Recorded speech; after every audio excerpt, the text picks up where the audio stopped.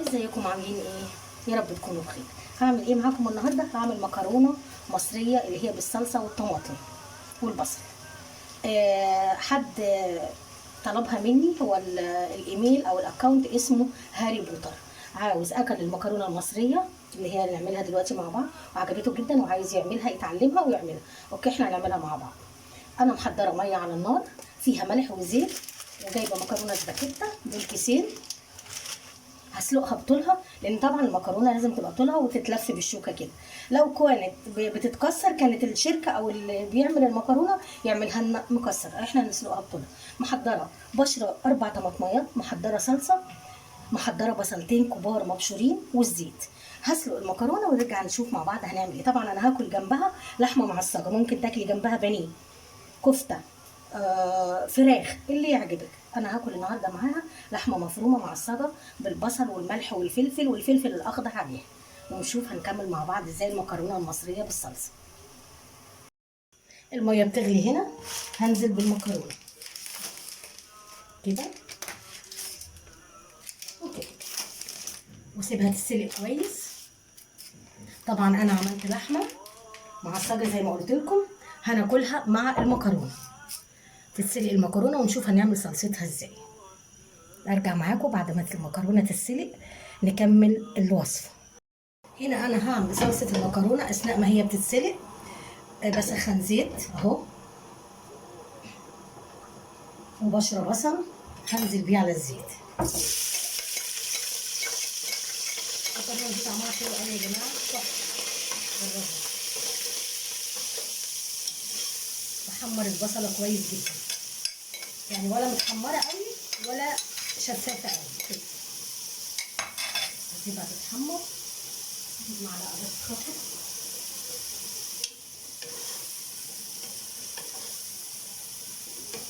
الصلصه طبعا بتاخد وقت، فانا دلوقتي هحمرها وارجع لكم.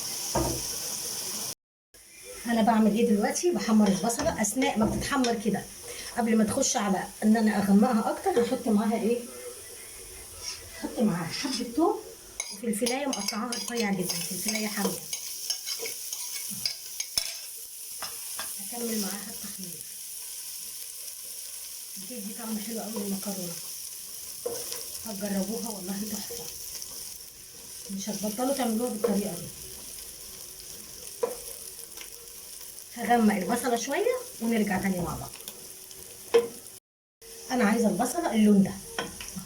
طبعا ما بحبش احمر الثوم قوي، بشم ريحته. هنزل بايه؟ 4 طماطميات مبشورين اهم، 4 مبشورين. افضل اشوح فيهم ياخدوا تسبيكه كده مع الثوم مع الفلفل مع البصل، اسيبهم يتسبكوا. هنزل ايه بقى؟ معلقه بابريكا اهو، معلقه حلوه كده فلفل اسود، وطبعا شطه حسب الرغبه. لو بتحبوها حراقه قوي حطوا شطه كتير، معاها فلفل حامي بس مش هيحرقها قوي يعني. انا هحط شطه لان احنا بنحب الحاجه سبايسي.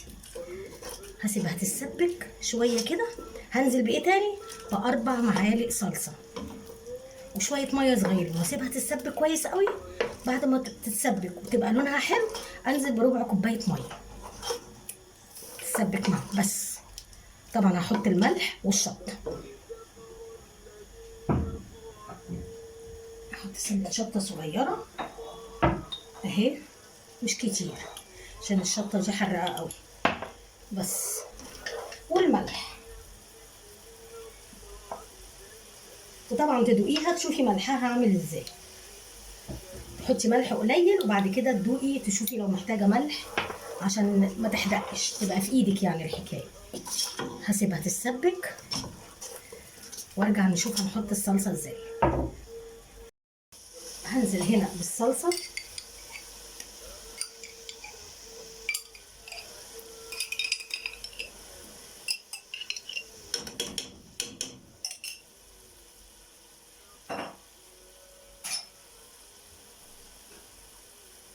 وشويه الميه الصغيرين، وادوقها واسيبها تتسبك كويس جدا. اسيب الخلطه بتاعت المكرونه دي تتسبك كويس قوي. طبعا ادوق الملح بتاعها، محتاجه ملح محتاجه حاجه احط لها. ونرجع بقى نحط المكرونه عليها ونقدمها. مفيش اسهل من كده، تاكليها جنب اي حاجه تعجبك.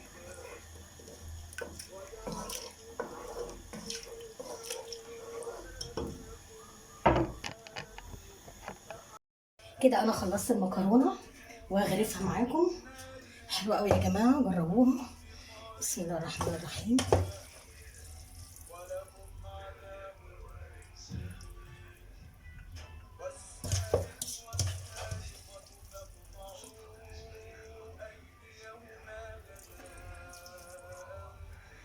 جميله بالطريقه دي جدا جدا،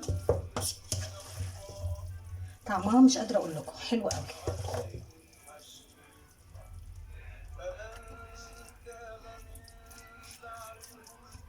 اهي المكرونه،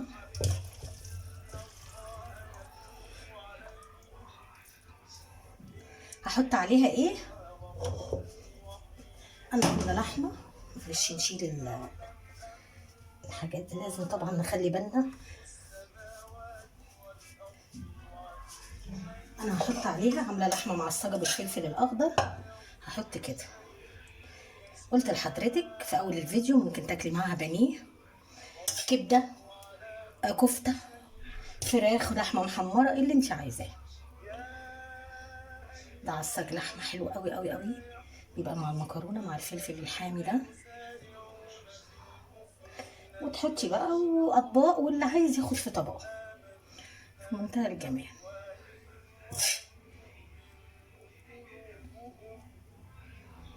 ايه رايكم؟ اهي يا جماعه مكرونه، عملنا طبق مكرونه في اسهل ما يكون، بالصلصه، بالطماطم المبشوره، بالبصل، بالثوم، ولحمه غدوه في منتهى الجمال. يا ريت تجربوها، ما تنسوناش في اللايك والشير وتفعيل الجرس. باي باي.